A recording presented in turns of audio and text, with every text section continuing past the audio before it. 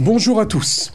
Lundi prochain, 8 avril, à 19 h, dans le cadre d'une soirée organisée par le Bnei Brit de Cannes, vous êtes tous conviés au centre communautaire Moscane à participer à une réunion avec Chaim Musicante, intitulée « Paroles et musique ».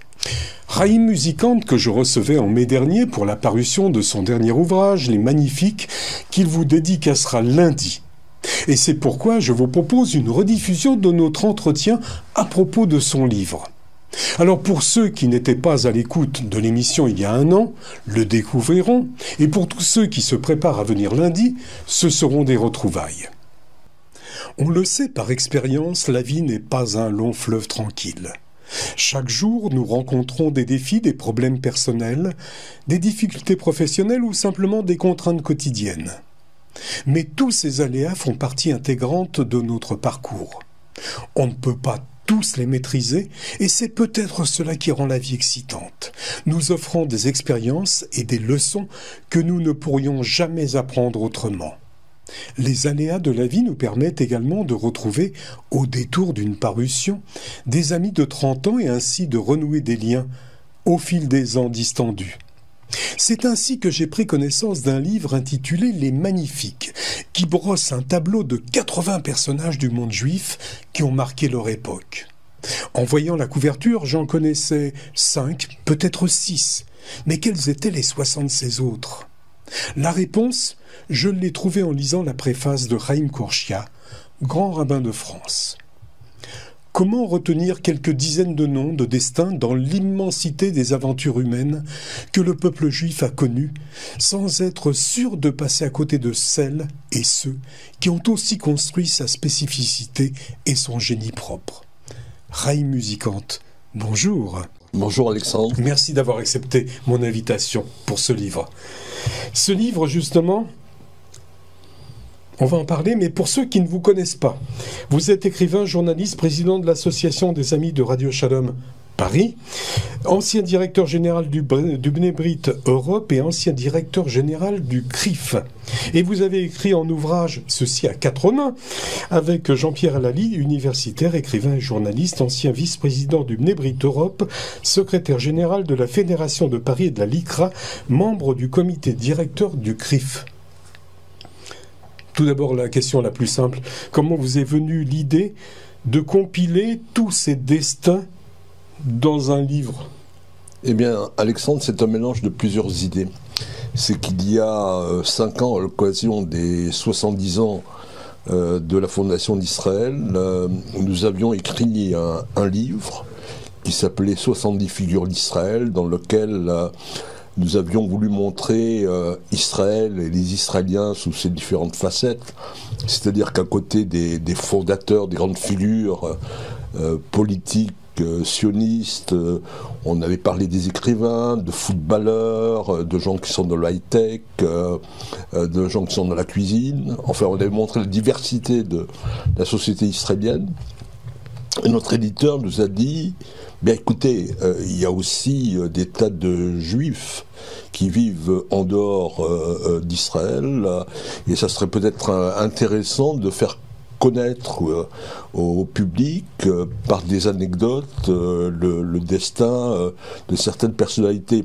Et puis ça répondait aussi, je dirais, à l'ère du temps, à savoir que nous avons passé une période difficile qui a été la période de la Covid-19, du confinement, et nous nous sommes dit avec Jean-Pierre qu'actuellement, ici, en France et ailleurs, on a besoin de légèreté.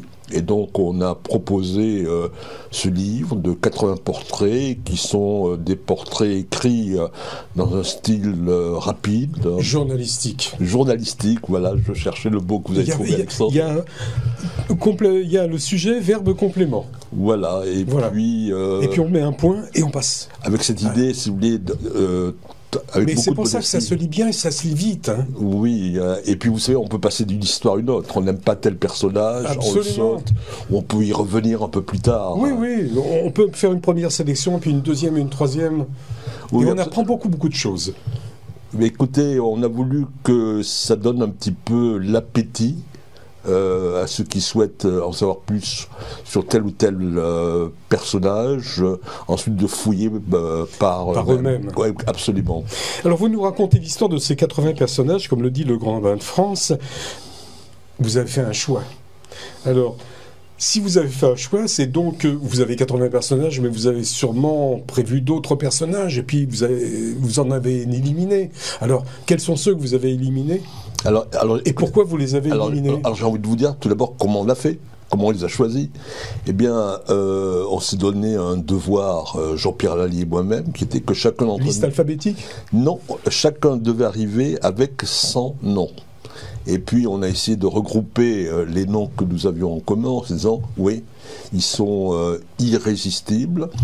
Et puis chacun avait ses chouchous. Alors, je vais vous dévoiler un secret militaire. Moi, je voulais absolument qu'on parle de Sandrine Kiberlin. Je l'adore. Et donc, c'est vrai que j'ai pas tout à fait compris, elle n'était pas décédée. Oui. Bon, non, mais on parle de personnages vivants, bien évidemment. Hein, il n'y a pas que des. Ensuite, donc chacun a ajouté ses chouchous. Et quand on a présenté le livre à notre éditeur, il nous a dit mais vous avez oublié quelqu'un. Et on lui a dit mais qui ? Mais vous ne parlez pas de Freud. On lui a dit mais écoutez. 80 personnages, on ne peut pas parler de tout le monde. Alors, oui, c'est peut-être le plus connu finalement. Oui, mais vous savez, il y en a tellement, on aurait pu parler. Écoutez, je ne veux pas faire un grand discours sur l'apport des Juifs à l'humanité, à la culture, mais le choix a été difficile. On a sûrement oublié des gens. C'est pas de façon volontaire. Et non, puis, vous les avez mis de côté parce que vous allez faire sûrement une suite. Oui, c'est ça, le retour des magnifiques. Hein, voilà.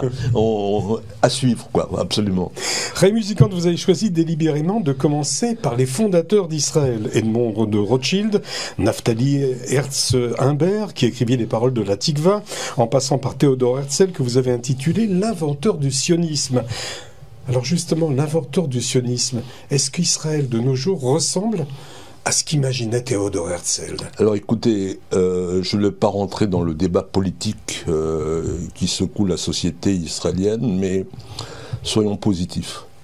Soyons positifs en se disant que quand il a écrit l'État juif, quand il a réuni le premier congrès sioniste en 1897, il avait dit « Aujourd'hui, on va me prendre pour un fou, et peut-être que dans 50 ans, les événements me donneront raison. » Et aujourd'hui, quand on regarde Israël, qui est composé de citoyens qui viennent de 120 pays différents, Israël qui aujourd'hui compte 10 millions d'habitants, donc qui est plus grand que la Belgique par exemple, Israël qui, suivant certains critères, et pas seulement du point de vue de la défense, est considéré comme la 8e puissance du monde. Et vous savez, je vais prendre comme dernier exemple, pour dire que finalement, jamais Herzl n'aurait imaginé ce que serait Israël aujourd'hui. Vous savez, chaque année, l'ONU fait une étude et pose la question, est-ce que vous êtes heureux de vivre dans votre pays ? Et cette année, après la Finlande, après le Danemark, après la Suède, le 4e pays, c'est Israël. Donc, vous savez, il y a ce vieux proverbe qu'on dit ou qu'on disait souvent ici, que les Juifs en France disaient qu'ils étaient heureux comme Dieu en France, et j'ai envie de vous dire maintenant, heureux comme Israéliens en Israël. Quelle que soit la catégorie dans laquelle vous avez rangé vos personnages, les bâtisseurs, le panthéon des géants, les guides spirituels, les grands visionnaires de l'industrie du savoir, quel est, d'après vous, le point commun de tous ces portraits, s'il y en a un? Est-ce que c'est leur identité juive? Est-ce que c'est l'amour d'Israël?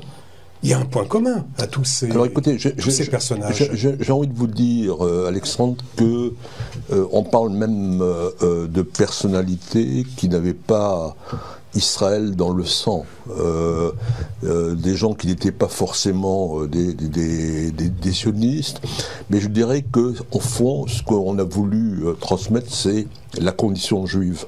La condition juive que je pourrais résumer par ce propos de Golda Meir que j'aime bien.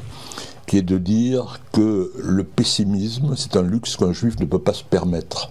Et donc, tous ces personnages, toutes ces personnalités magnifiques, ce sont des gens qui, confrontés aux aléas de la vie, ont voulu faire preuve de courage, d'audace, se dépasser.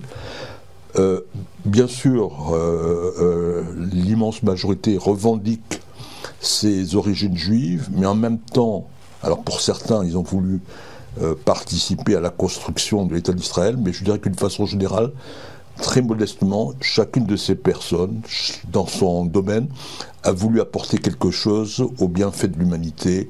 Et donc c'est une vision beaucoup plus large dans laquelle il faut regarder ce livre. Dans la première partie des Géants, vous m'avez rappelé énormément de souvenirs, des souvenirs d'enfance.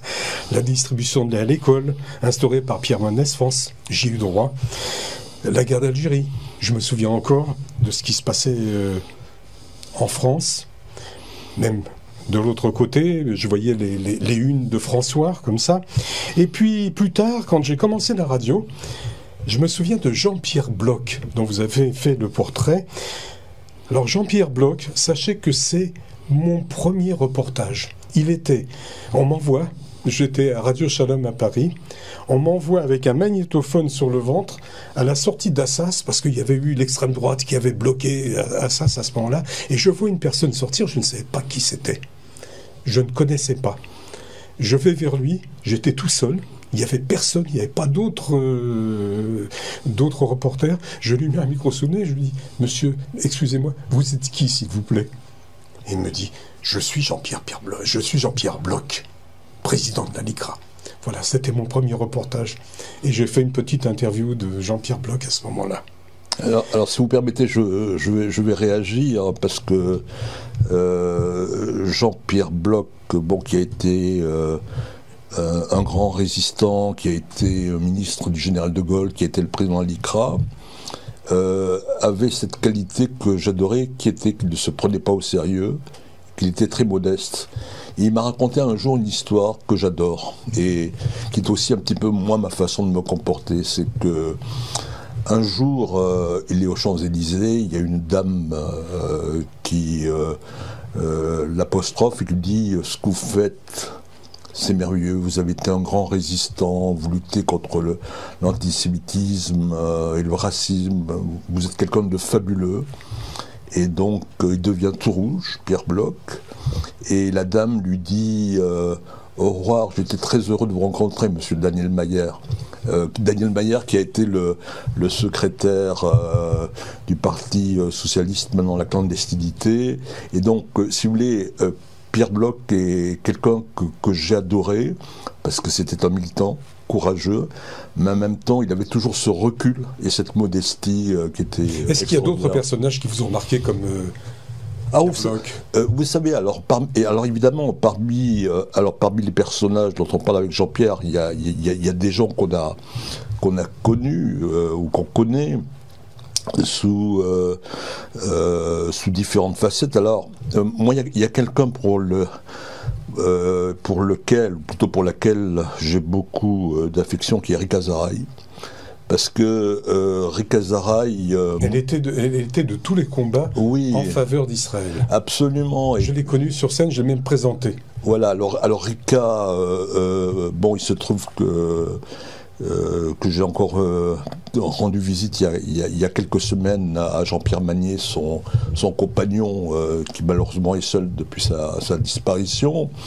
Et Rika ne pouvait pas supporter des injustices prononcées par des politiques ou par des médias, et elle m'appelait assez souvent me disant « Écoute, tu as entendu ce qu'a dit telle ou telle personnalité ?»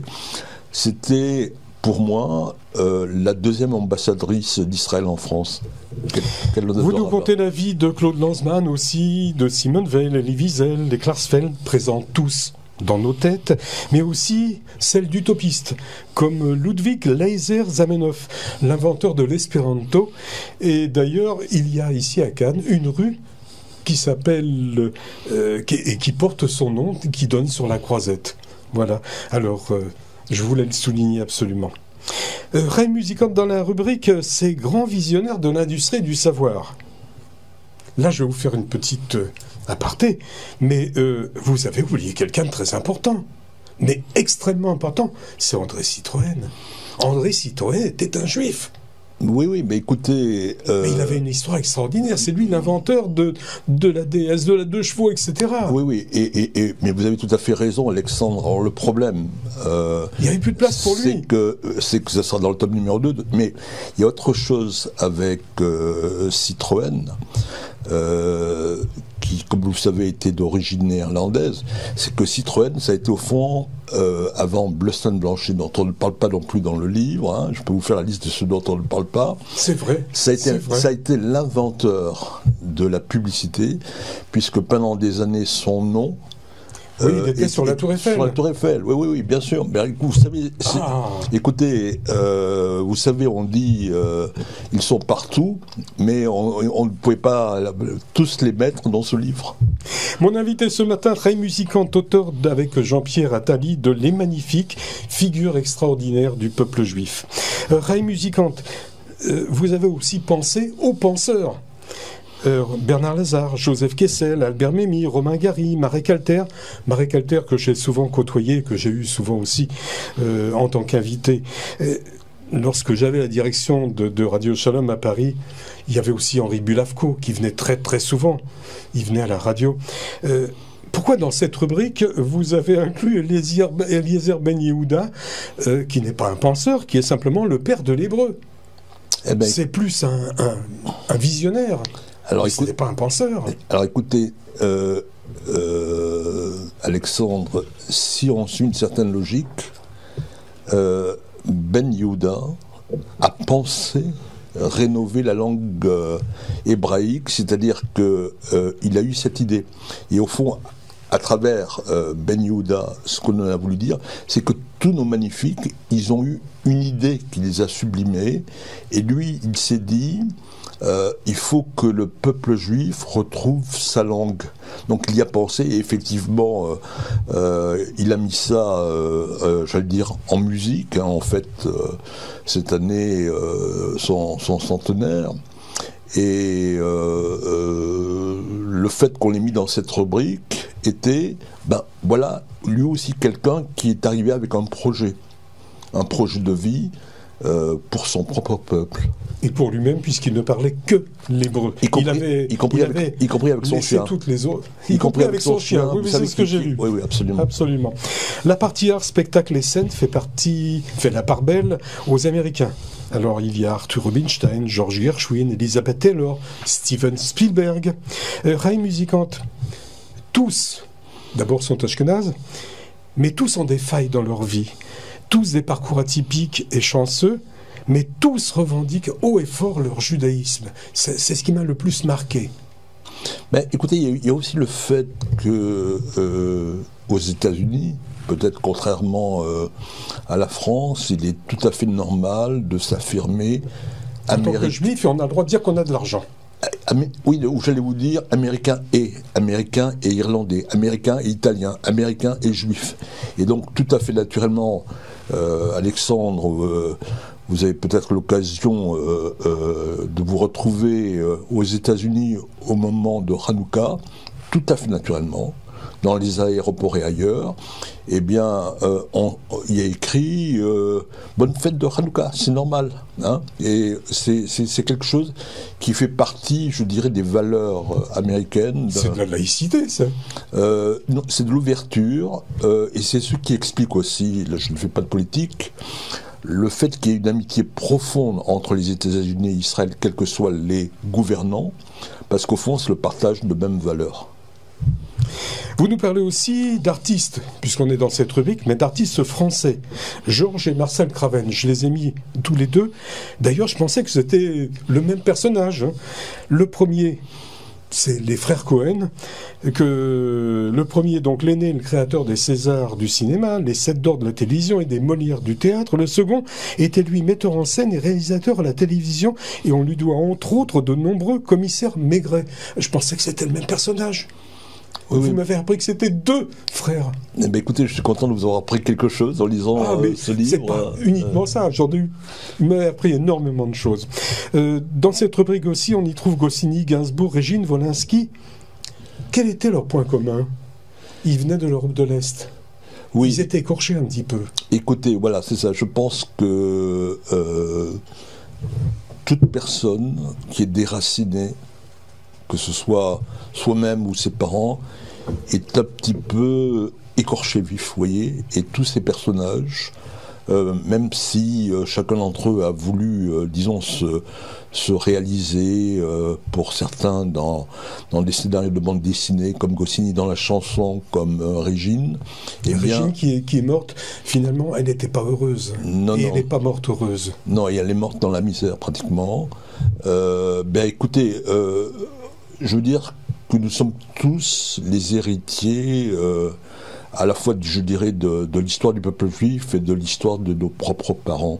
Et ça peut apparaître, y compris à travers des récits d'Astérix. Alors j'ai mis dans cette rubrique Jean-Jacques Goldman de côté. Pour quelques raisons. Un, parce que j'aime le personnage, que j'ai rencontré plusieurs fois au Club Med à Opio. Il y a quelques années, ma femme lui a gardé même ses enfants, lui a fait les devoirs de ses enfants, enfin du moins, elle faisait faire les devoirs de ses enfants. 2, parce que c'est le plus populaire des chanteurs français, entre guillemets juifs. Et 3, parce que je me suis aperçu que nous n'avions que 50 différences, il est né aussi au mois d'avril comme moi. Voilà. Un commentaire? Oui, écoutez, il est né la même année que moi. Ah voilà, il est né la même année que moi, et puis regardez, c'est quand même extraordinaire. Jean-Jacques Goldman ne s'est pas produit en concert, n'a pas publié, écrit des chansons, produit un album depuis des années, et il est numéro 1 au top 50 du journal du dimanche. Je trouve ça fabuleux. Et puis ce que j'aime beaucoup chez Jean-Jacques Goldman, c'est à la fois son talent et sa modestie. Et moi je suis très sensible aux gens qui réussissent, mais qui ne se manifestent pas de façon ostentatoire. Oui, c'est vrai, quand je discute avec lui, il était très très abordable. Il est simple. Et d'une simplicité, il allait faire son footing entre le Club Med et puis Opio, il y a à peu près 2 kilomètres. Il faisait son footing, il allait acheter son journal, le pire revenait. C'est le chapitre des voix qui m'a peut-être le plus ému. Vous avez évoqué Rika Zaraï, vous en avez parlé tout à l'heure, Frida Bocara. Frida Bocara, je me souviens quand c'était dans les années 85-90, comme ça, elle avait déjà perdu la vue, on lui téléphonait et elle avait du mal à trouver son téléphone. Il y a aussi Georges Moustaki qui disait de lui « Je suis un juif marginal, mais un juif tout de même ». Et puis il y a Mort Schumann, Brooklyn by the Sea, Papa Tango Charlie. Moi, ça me rappelle les débuts de la radio, 81, 85, comme ça. On y passait ces disques. Et là encore, Raïm, excusez-moi, mais vous avez oublié quelqu'un de très important. Quelqu'un qui a écrit Plaidoyer pour ma terre, une des plus belles chansons, Herbert Pagani. Vous l'avez mis comme ça de côté. Alors écoutez, encore une fois, on a été amené à faire des choix cruels, mais si vous voulez, je peux vous... ça a dû être cruel, hein, vraiment. Oui, non, mais regardez, puisque vous parlez de Herbert Pagani, j'aimerais évoquer un souvenir personnel avec Herbert Pagani. C'est que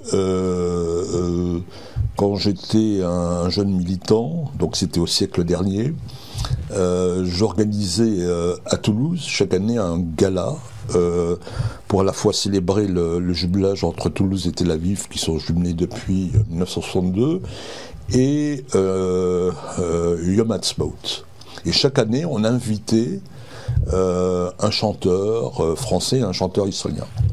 Et une année, on invite Herbert Pagani. Dans l'après-midi, on fait les répétitions que vous connaissez en tant que professionnel. Et puis, on s'apprête à ce qui est le spectacle après les discours de l'ambassadeur d'Israël, du maire de Toulouse. Et on apprend qu'un massacre de jeunes enfants a eu lieu dans le kibbutz de Baalot. Et bien évidemment, on a annulé ça. Avec Herbert Pagani, on était sous un choc terrible. Évidemment, Comme vous vous rendez compte, tout a été annulé. Mais je dirais que c'est dans cette tragédie un souvenir extrêmement ému que je garde de Paganini, qui non seulement a écrit ce fabuleux plaidoyer pour Mater, mais également l'Étoile d'Or, dont vous vous souvenez, et qui est vraiment, je dirais, un juif authentique, un juif engagé. Et comme vous le savez, il a souhaité être enterré en Israël, à Holon. Mais moi, je me souviens de ce plaidoyer pour Mater, la première fois que je l'ai entendu, mais ça me donnait des frissons. Ouais. Et quand je l'entends, ça me donne toujours des frissons. Vous voyez, j'en ai même des trémolos dans la voix. Dans les grandes voix... juste avant, j'allais passer à un autre... dans cette section, justement, des voix, j'ai découvert Rabibam Sika. Rabibam Sika, que je ne connaissais pas du tout. Dites-moi, c'est Jean-Pierre Lally qui l'a glissé, parce que c'est une tragédienne, elle dansait, elle chantait, etc. Mais qu'est-ce qu'elle apportait au judaïsme? Pas grand-chose. Le fait qu'elle soit juive, qu'elle soit née juive, c'est tout. Écoutez, si vous en parlez à nos amis juifs originaires de Tunisie, c'est quelqu'un qui compte dans la mémoire collective. Oui, parce que c'était une très grande voix. Voilà, c'était quelqu'un qui avait une voix envoûtante. Oui. Voilà. Oui. Mais c'est tout, mais elle n'a rien apporté au judaïsme. Écoutez, oui, mais je dirais qu'elle fait partie un petit peu... On n'aurait pas pu la mettre à la place d'Herbert Paganini, non? Écoutez, on négociera, on passera en livre de poche. Mais disons que, encore une fois, c'est quelqu'un qui reste, je dirais, dans la mémoire collective de plusieurs générations de juifs de Tunisie. Alors, dans ces grandes voix, vous avez pensé, bien sûr, à Barbara Streisand, Bob Dylan et bien d'autres, dont Leonard Cohen et son Alléluia. Je vais vous lire juste les 2 premières strophes, parce que vraiment, moi, ça me fait penser au psaume de David. Il paraît qu'un accord mystérieux que jouait David plaise à Dieu, mais la musique ne t'intéresse pas, n'est-ce pas? Ça fait comme ça, la quarte, la quinte, le mineur tombe, le majeur monte, le roi surpris composant Alléluia. Alléluia, Alléluia, Alléluia. Tu voulais des preuves malgré ta foi. Quand elle se baigna sur le toit, sa beauté au clair de lune te subjuga. À un tabouret, elle te lia, ton trône se brisa, tes cheveux coupa, et de tes lèvres tira cet Alléluia. Alléluia, Alléluia. Je trouve que c'est magnifique. C'est une écriture, alors c'est en anglais, mais je pense qu'il a eu la pensée, il a eu David dans sa tête, c'est pas possible. Mais il a eu David dans sa tête, effectivement. Vous savez que Leonard Cohen avait une profonde éducation juive, que l'un de ses grands-pères était un rabbin qui était vraiment un grand érudit du Talmud, et que cette chanson Alléluia, il a mis plusieurs années à l'écrire. Il y a eu plusieurs versions, et puisque vous parlez de Leonard Cohen, moi il y a un moment qui m'a terriblement ému, c'est que lors de sa dernière tournée international, il a conclu donc sa série de galas à Ramat Gan, où le spectacle était donné en plein air. Il y avait 50 000 Israéliens. Et comme Leonard Cohen, par définition c'est un Cohen, il a fait le Birkat HaKohanim, et donc il a béni les spectateurs et le peuple d'Israël. Nous n'avons parlé qu'à peine dans ces quelques minutes que de la moitié, même pas la moitié des personnages de votre livre sont ceux dont vous nous racontez l'histoire très musicante, souvent sont partis de rien. Et ils ont eu des vies extraordinaires. Tous étaient de sérieux voyageurs. On les voit partir de Russie, de Pologne, de Lituanie, de Galicie, d'aller à New York, en Australie, etc. Puis de revenir dans tous les sens et d'arriver en Israël. Tous étaient donc de sérieux voyageurs qui n'avaient pas peur de parcourir le monde pour trouver un refuge. Tous sont issus de communautés juives importantes, décimées après la guerre. Où que l'on vive, il y a une question maintenant qui se pose. Est-ce qu'on peut être juif sans aimer Israël ? Écoutez, je pourrais vous citer l'exemple de certains journalistes, hommes politiques d'origine juive qui n'aiment pas Israël. Je dirais que c'est leur choix, mais je pense que pour... Au fond d'eux-mêmes ? Écoutez... Ou ils le cachent ? où il y a des gens qui ont besoin, où je pense qu'il y a aussi des gens qui ont besoin de régler des problèmes avec eux-mêmes et qui n'ont pas trouvé encore l'adresse de leur psy. Hein. Mais je crois qu'effectivement, pour reprendre la phrase de Elie Wiesel, Jérusalem est au cœur de chacun d'entre nous actuellement. Nous avons évoqué tout au long de cette émission quelques-unes des figures qui composent les Magnifiques, figures extraordinaires du peuple juif parues aux éditions Cliff. Merci Chaim Musicant, merci de nous avoir présenté votre ouvrage qui est très important et qu'il faut absolument se procurer et de le placer dans sa propre bibliothèque et de revenir une fois de temps en temps dessus. Merci beaucoup d'être venu. Avec le plus grand plaisir. Merci Alexandre pour votre accueil. Je vous rappelle que lundi prochain, 8 avril à 19h, dans le cadre d'une soirée organisée par le Bnei Brit de Cannes, vous êtes tous conviés au centre communautaire Moscane à participer à une réunion festive avec Chaim Musicant intitulée « Paroles et musique » et au cours de laquelle il dédicacera son dernier ouvrage « Les Magnifiques ». Le prochain rendez-vous avec Judaïkan, ce sera vendredi 12 avril prochain. Avec mon invité, nous parlerons de Pessah 2024. Comme vous avez pu le voir sur les flyers, nous allons parler de tout ce qui est organisé au centre communautaire Moscane pendant toute la durée de la fête de Pessah, du premier soir jusqu'à la Mimouna. Mais avant que l'on ne se quitte, je vous l'avais annoncé dans la dernière émission, je vous donne rendez-vous ce dimanche, toujours sur RCN 89.3, la radio juive de la Côte d'Azur. Je vous donne rendez-vous à 11h, comme tous les prochains dimanches, pour une toute nouvelle émission. Une toute nouvelle émission que j'ai nommée « Dans l'air du temps ». Ruach Hazman, on dit en hébreu. Et le premier sujet que je traiterai avec mes invités sera le projet de loi sur la fin de vie d'Emmanuel Macron, projet de loi qui doit être présenté en avril en Conseil des ministres, examiné en première lecture le 27 mai à l'Assemblée nationale. Nous verrons quelle est la position des trois religions monothéistes et celle des bouddhistes sur cette question. Et c'est le docteur Bodok qui fera la synthèse et nous livrera la position et les conclusions de l'AMIF, l'association des médecins israélites de France dont il est membre. À dimanche donc, 11h, et d'ici là, Shabbat Shalom.